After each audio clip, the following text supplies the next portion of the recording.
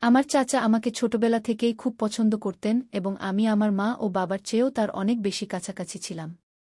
এমনভাবে আমি বড় হতে থাকলাম, আমার এবং আমার চাচার বন্ধনও গভীর হতে থাকল। সেই সময় আমি নতুন যৌবনে পা দিয়েছিলাম এবং আমার বান্ধবীদের কাছ থেকে পুরুষ ও নারীর সম্পর্ক সম্পর্কে নতুন নতুন কথা শুনেছিলাম। চাচার সাথে বন্ধন এত গভীর ছিল যে আমি আমার চাচার সাথে সব কথা শেয়ার করতাম এবং চাচার সাথে কথা বলে আমি অনেক শান্তি পেতাম। তারপর এক রাতে মা-বাবা বাড়িতে ছিলেন না, চাচার মাথায় খুব ব্যথা হচ্ছিল। চাচা আমাকে বললেন, নন্দিনী, একটু চা বানিয়ে আমার রুমে নিয়ে আসো। আমি দ্রুত চা বানিয়ে চাচার রুমে গেলাম। চাচা চা সাইড টেবিলে রাখতে বললেন। আমি চা টেবিলে রেখে ফিরে যাচ্ছিলাম, তখন চাচা আমাকে ধরে ফেললেন এবং বললেন, আজ বাড়িতে কেউ নেই, তোমার রুমে ভয় লাগবে, তাই আজ আমার কাছে শুয়ে থাকো।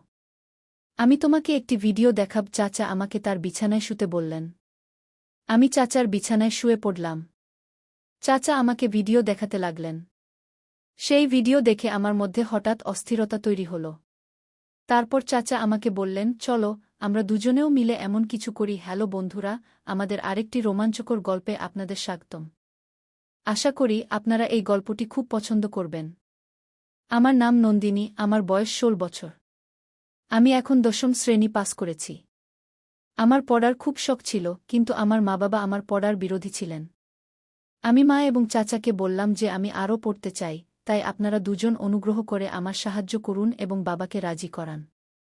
মা তার পক্ষ থেকে অনেক চেষ্টা করেছিলেন, কিন্তু বাবা রাজি হচ্ছিলেন না। কারণ তার কথা ছিল যে আজকাল কলেজে পড়াশোনা কম এবং প্রেম বেশি চলে।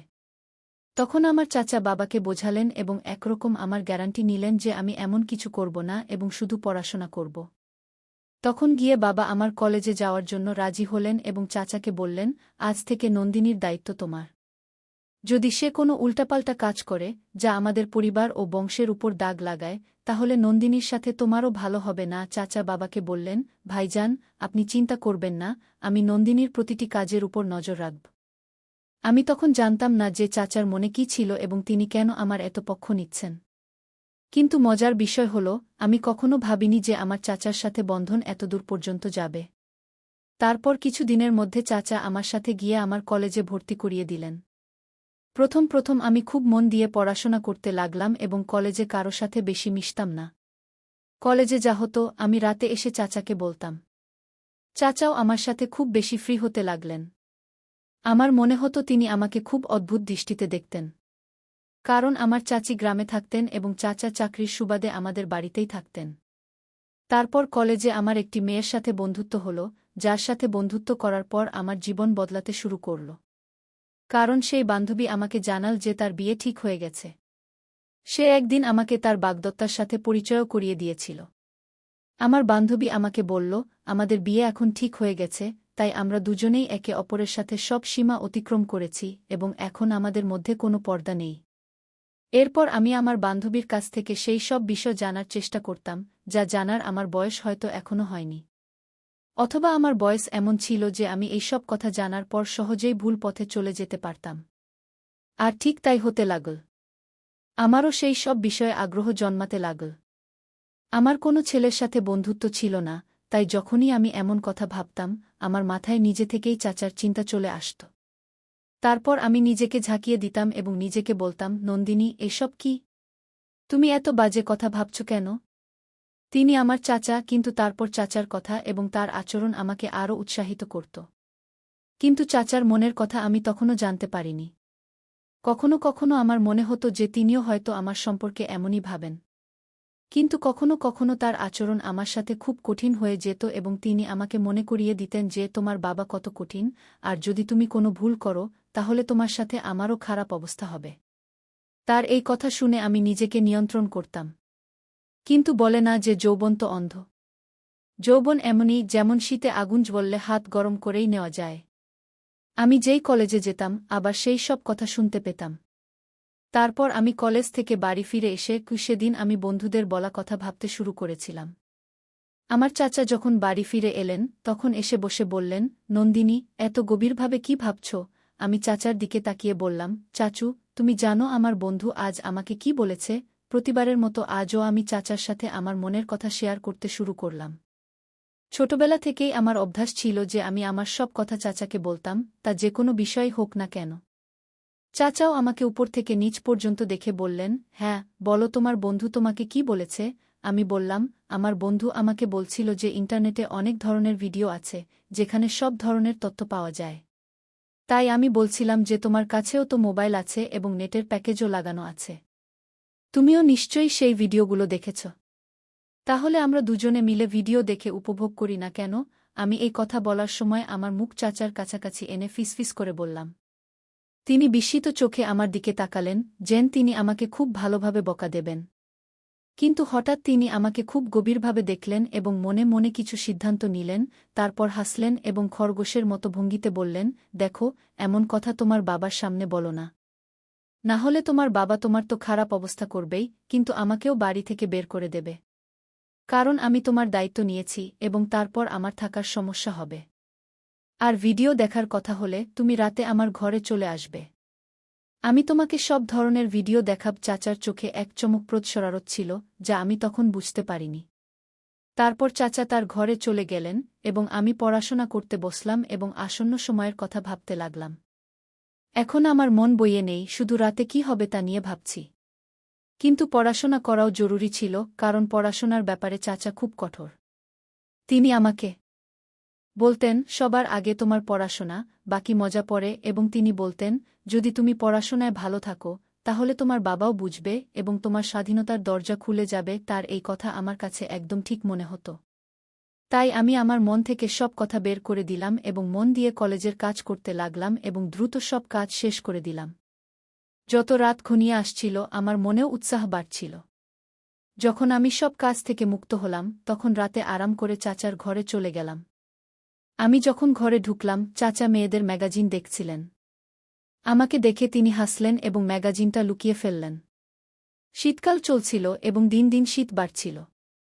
আজ রাতটা খুব শীত ছিল, তাই আমি গিয়েই চাচার বিছানায় গিয়ে তার পাশে বসে বললাম, এখন দ্রুত আমাকে সেই ভিডিওগুলো দেখাও, না হলে বাবা আসার সময় হয়ে যাবে। চাচাও সময় নষ্ট না করে আমাকে ভিডিও দেখাতে শুরু করলেন। ভিডিও দেখার সাথে সাথেই আমার ভেতরে কিছু পরিবর্তন অনুভব করতে লাগলাম।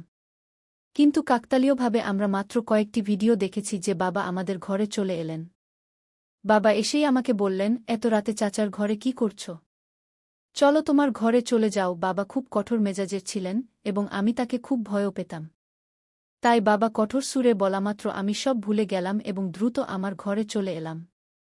আমি ভেবেছিলাম যে বাবা চাচার ঘর থেকে বের হয়ে তার ঘরে যাওয়ার পর আমি আবার চাচার ঘরে চলে যাব।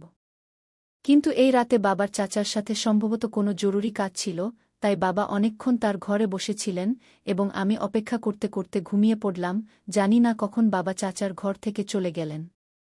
পরের দিন কলেজ থেকে ফিরে আমি অধীর আগ্রহে রাতের অপেক্ষা করতে লাগলাম, কারণ আমি যে কয়েকটি ভিডিও দেখেছিলাম তা নিয়ে আমি নিজেকে নিয়ন্ত্রণ করতে শুরু করলাম। যখন সময় হলো, আমি চাচার ঘরে ভিডিও দেখতে গেলাম। কিন্তু কি? চাচা বললেন, আমি এখন অফিসের কাজ শেষ করছি। তুমি কিছুক্ষণ পরে আমার ঘরে চলে আসবে, আমি তোমাকে ভিডিও দেখাব। আমি সকাল থেকেই ভিডিও দেখার জন্য অধীর হয়ে উঠেছিলাম, তাই চাচার উপর একটু রাগ করে বসে রইলাম। আমার মোবাইলে নেটের প্যাকেজ লাগানো ছিল, এমন সময় একটি নতুন নম্বর থেকে আমার কাছে মেসেজ এলো। তার পাঠানো ছবি দেখে আমার চোখ বিস্ময়ে বড় হয়ে গেল। আমি তখনই সেই ছবিটি দেখছিলাম যে সেই লোকের মেসেজ আসতে শুরু করল। আমি বেশ রোমান্টিকভাবে চ্যাট করছিলাম, যেহেতু আমি ইতিমধ্যেই অধৈর্য ছিলাম, তাই আমিও একইভাবে উত্তর দিতে শুরু করলাম। তারপর আমার মনে হলো যে এই কথা আমাকে চাচুকে বলতে হবে।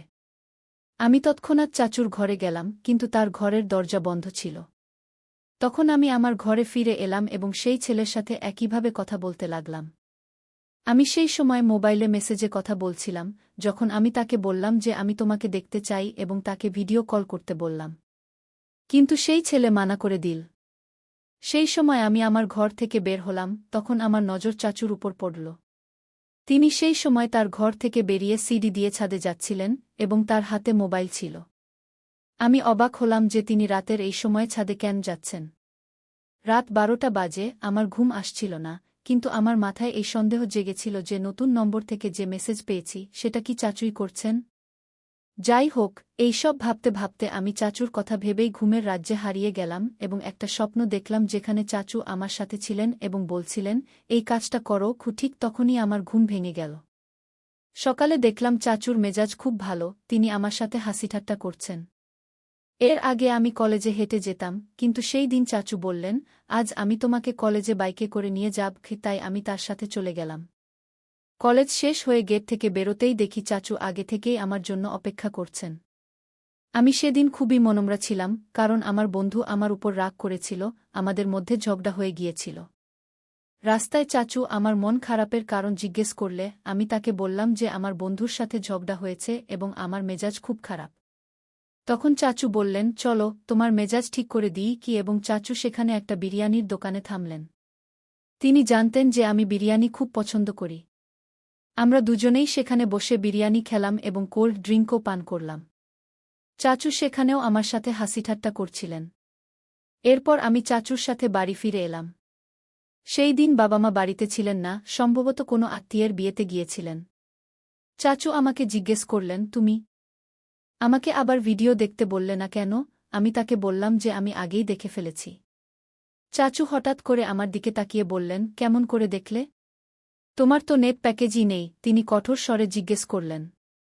আমি তাকে বললাম যে আমার একটা নতুন বন্ধু হয়েছে, সে পাঠিয়েছিল। আমি রাতে আপনাকে বলতে এসেছিলাম, কিন্তু আপনি ঘুমাচ্ছিলেন। চাচু এটা শুনে গভীর চিন্তায় ডুবে গেলেন। তিনি বললেন, তুমি এখন যাও এবং কাপড় বদলে এসো। আমি আমার রুমে চলে গেলাম।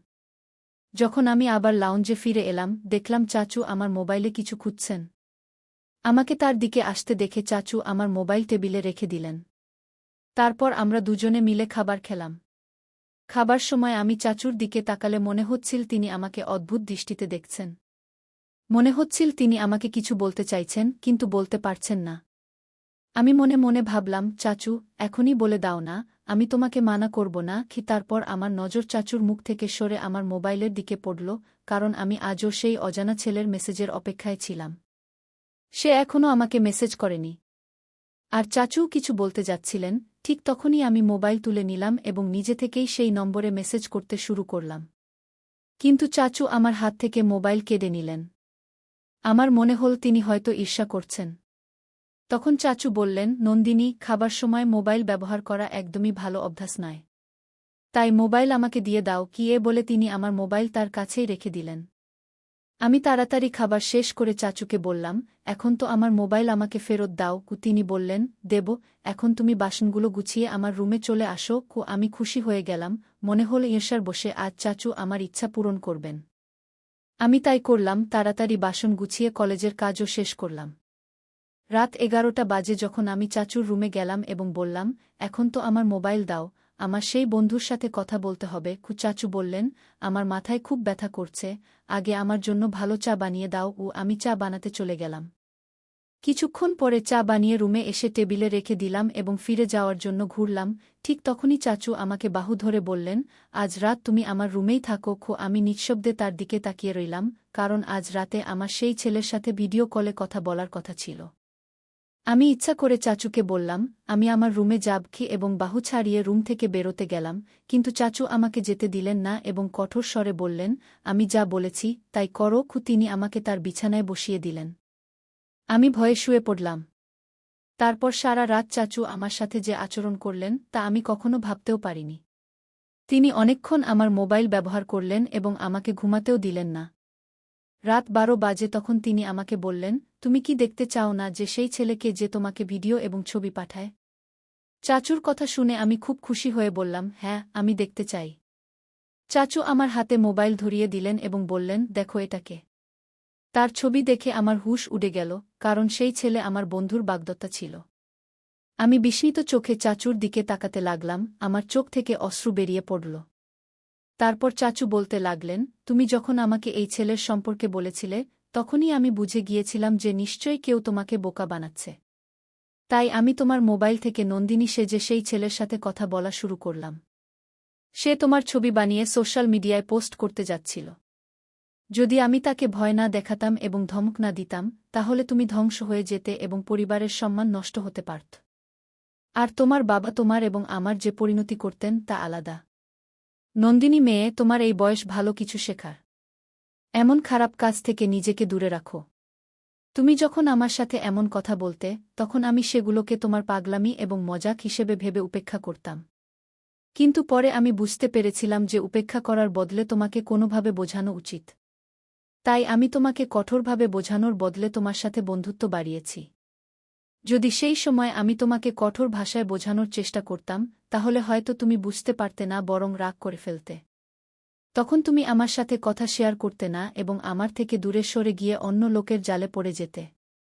চাচুর কথা শুনে আমি ফুটে ফুটে কাঁদতে লাগলাম। তিনি আমাকে সান্ত্বনা দিয়ে শান্ত করালেন এবং বোঝালেন যে আমি কলেজে এমন মেয়েদের সাথে বন্ধুত্ব করব যারা পড়াশোনায় ভালো, খারাপ কাজে নয়। আমি চাচুকে বললাম যে আমি এখন শুধু আমার পড়াশোনায় মন দেব, এমন ছেলে মেয়েদের খারাপ কাজে আর কখনোই জড়াব না। বন্ধুরা, আজকের দিনে মা-বাবা তাদের সন্তানদের সাথে সব কথা শেয়ার করার অনুমতি দেন না, এটি তাদের সাথে খুব বড় অবিচার। বাচ্চাদের ভালো এবং খারাপ কাজের মধ্যে পার্থক্য শেখানো উচিত। আর কলেজে কোনো ধরনের কোনো হটকারিতা করা হলে তা মা-বাবার সাথে শেয়ার করুন, যাতে ভবিষ্যতে আসতে পারে এমন সমস্যা থেকে বাঁচা যায়। সঠিক এবং ভুলের মধ্যে পার্থক্য শেখানো উচিত, তাদের প্রতিটি পদক্ষেপে নজর রাখা উচিত, যাতে নন্দিনীর মতো তাদের এবং তাদের পরিবারের সম্মান সুরক্ষিত থাকে। বন্ধুরা, এই গল্পে আপনার মতামত কী তা আমাদের কমেন্টে জানাবেন। ভিডিওটি ভালো লাগলে লাইক করুন, শেয়ার করুন, সাবস্ক্রাইব করুন। ধন্যবাদ।